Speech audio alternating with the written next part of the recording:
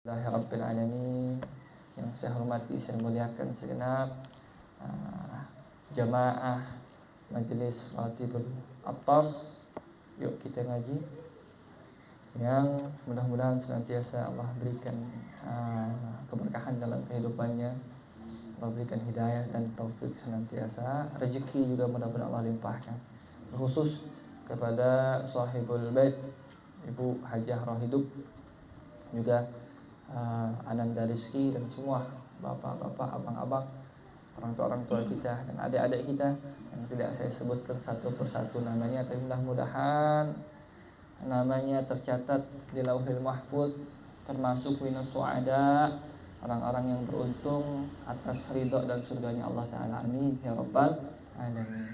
Baik, untuk yang banat yang kemarin udah numpuk pertanyaannya, tenang, insyaallah ada, kita sediakan waktu lebih untuk sesi pertanyaan. Kasihan numpuk ya. Mudah-mudahan ada, nanti ingetin ya Bang Rizky ya, supaya bisa kejawab tuh pertanyaan-pertanyaan yang numpuk. Sama tadi saya ulang kembali, ada undangan dari Majelis Ta'lim Al-Farah wa Surur di Depok, Cinere 15 itu, yang akan diadakan maulid di hari Ahad, hari Sabtu malam Ahad. Yang mau ikut tafadhol, ada keluangan waktu silahkan. Yang ada mau pakai kendaraan sendiri boleh. Yang mau ikut sama Bang Rizky naik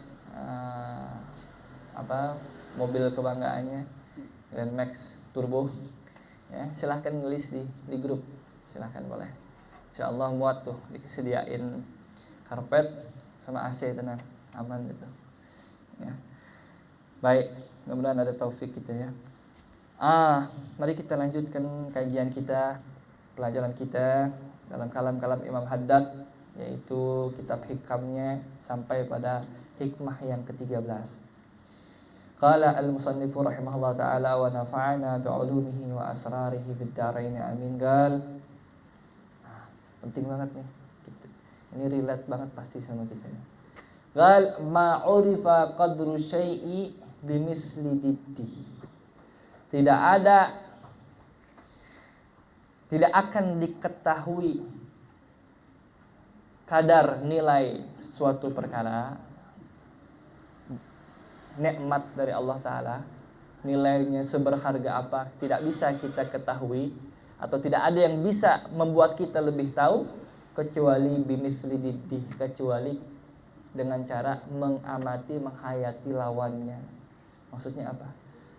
Orang tidak akan bisa tahu betapa berharganya nikmat hidup, kesempatan yang Allah berikan, kecuali kalau sudah mati, atau dia renungi betul-betul bagaimana kematian, maka baru dia ketemu nikmatnya hidup. Orang gak akan bisa ngerasakan, menilai nikmatnya sehat, nggak tahu berapa berharganya sehat, kecuali kalau dia udah pernah ngerasakan sakit, masuk ICU. BPJS nunggak, makinan lagi tuh. Kalau udah pernah ngerasain itu, baru dia habis kelar sembuh, alhamdulillah.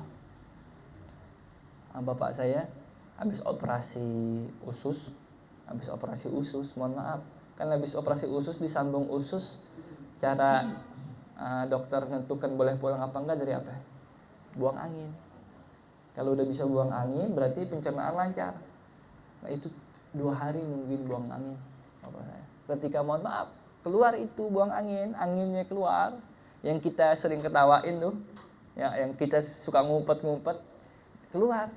Apa kata bapak saya? Alhamdulillah. Udah pernah dengar orang buang angin alhamdulillah? Kenapa bisa begitu? Karena tahu rasanya nggak bisa buang angin. Karena tahu rasanya sakit. Karena tahu rasanya pencernaan nggak baik. Maka ketika kita tahu lawannya dari nikmat tersebut, maka kita bisa menghargai lebih nikmat itu. Kita bakalan tahu rasanya nikmat punya HP kalau HP itu udah hilang dari kita, tinggalan ke dia. Wah, kita ketinggalan jauh ya, seharian aja udah uring-uringan, nggak bisa ngechat si sana, nggak bisa ngechat si sini, nggak bisa login, ya. nguring-nguringan. Kalau bisa kita susul. Nah, nggak bisa kita menghargai nikmatnya punya rumah. Ada yang masuk rumah, alhamdulillah ya Allah, saya masih punya tempat bernaung, saya tidur masih ada atapnya, nggak kehujanan, nggak kepanasan. Ada yang pernah gitu masuk rumah? Kayaknya jarang ya. Kita nggak, kenapa? Karena kita nggak menghayati lawannya. Apa lawannya? Nggak punya rumah. Nah, gimana cara supaya makin nikmat masuk rumah? Hayati, lihat itu berapa banyak orang di jalanan tinggalnya tak beratap plafon, atapnya apa ya? Apa namanya, playover, cor-coran playover, tinggal di jembatan, atapnya terpal, nutupin apa ya? Nutupin gerobaknya. Ada yang masih begitu, atapnya plafon ruko orang, malam-malam nungguin ruko tutup, dia tidur gelar di situ. Kalau kita bisa menghayati itu, baru kita lihat, oh iya, ini yang lupa saya syukurin ini nikmatnya masuk rumah. Kita nggak bisa menghargai nikmatnya cahaya yang bikin kita bisa ngelihat, mata kita sehat, kecuali kita tahu rasanya buta. Maka kali-kali boleh rasain tuh jalan merem. Jadi di rumah aja yang aman, di kamar lah begitu. Coba barang 10 menit merem, paksain. Saya mau tahu bener nggak sih kalau saya nggak ngelihat begini, nanti pas ngelihat rasa nikmatnya jadi makin wah. Kita jadi mensyukuri lagi. Coba 10 menit mau ngapa-ngapain, ngeraba-raba, nggak enak. Maka ada video banyak tuh orang yang buta warna beneran ya, dikasih kacamata yang dengan kacamata tersebut wasilah dia bisa lihat warna. Dan ada banyak yang udah tua baru bisa ngelihat warna, seumur hidup nggak tahu warna-warninya dunia tuh nggak tahu. Dikasih kacamata, apa reaksi pertama ketika kacamata? Kaget dia, hampir dijatuhin lagi, dibuang lagi tuh kacamatanya. Lantaran, oh begini, ternyata dunia yang asli. Saya selama ini lihat hitam putih doang. Saya lihat selama ini cuman kayak film jadul, TV lama, coklat sama putih. Pas dilihat betapa warna-warninya, baru dia serang syukur. Kita ada yang pernah saking senangnya begitu? Enggak, karena kita nggak tahu rasanya buta warna. Nggak usah buta, ada buta warna. Ya, kita nggak bisa menikmati, menilai rasanya kenyang kalau kita tidak menghayati saat lapar. Maka ntar nih Februari masuk bulan puasa, jangan cuman tidur ML ya. Nah, hayati itu lagi lapar ya, lagi berbuk. Hayati. Oh, ini yang saya lupa syukurin ketika di luar bulan puasa. Yang saya lupa syukurin ketika saya habis makan enak. Ya. Semua nikmat baru bisa kita syukurin kalau kita udah tahu sebaliknya. Kan sebaliknya yang nggak enak itu ya.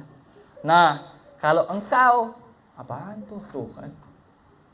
Masya Allah. Ikan itu kan? Kayaknya ikan. Masya Allah. Minta dipotong kayaknya ya. Baik. Allahumma sholli ala sayyidina Muhammad.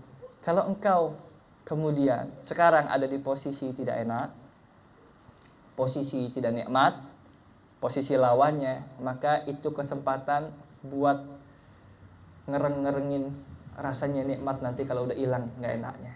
Contoh sekarang lagi bokeh nih, lagi nggak punya duit, saldo lagi nggak ada, dana kagak ada, bank kagak ada, dompet apa lagi, ya, sampai keluar kantong kantong kain kita, ya. Berarti kesempatan supaya nanti kalau lagi ada rezeki, kau bisa mensyukurinya lagi. Oh begini rasanya nggak punya duit ya. Bini minta martabak, kita suruh sabar. Iya. Anak minta mainan, ya. Kita kata ntar papa beliin, ya. Kita mau jalan, ya. Kagak punya rokok, mau main ke rumah temen gitu, kagak punya rokok kan kagak enak, dikata mau minta rokok kali. Resapin, hayatin tuh momen lagi gitu. Oh ini yang lupa saya syukurin ketika saya lagi megang duit. Ketika saya pengen apa-apa tinggal beli, tinggal jalan, malah tinggal order.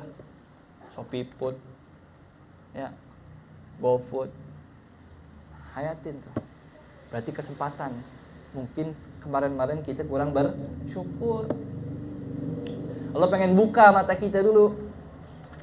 Selama ini kita merem melihat nikmat itu, Allah pengen buka mata kita. Nah, lewat lawannya. Begitu. Ya. Maka sering-sering kalau kata orang dulu kan, kalau nikmat tuh jangan lihat ke atas, lihatnya ke bawah. Kalau musibah jangan lihat ke bawah, alias jangan lihat yang musibahnya lebih rendah dari kita, lebih ringan, tapi lihatnya yang ke atas, yang musibahnya lebih dahsyat dari kita. Kalau kita lihat soal nikmat orang yang lebih rendah nikmatnya dari kita jadi bersyukur. Kalau kita ketika ditimpa musibah lihat orang yang lebih dahsyat musibahnya dari kita pun jadi lebih bersyukur. Kenapa? Alhamdulillah, saya mah cuma diuji begini doang. Paling sakit mah cuma diare doang. Orang sampai di black itu perutnya sampai dioperasi. Ya. Begitu. Baik.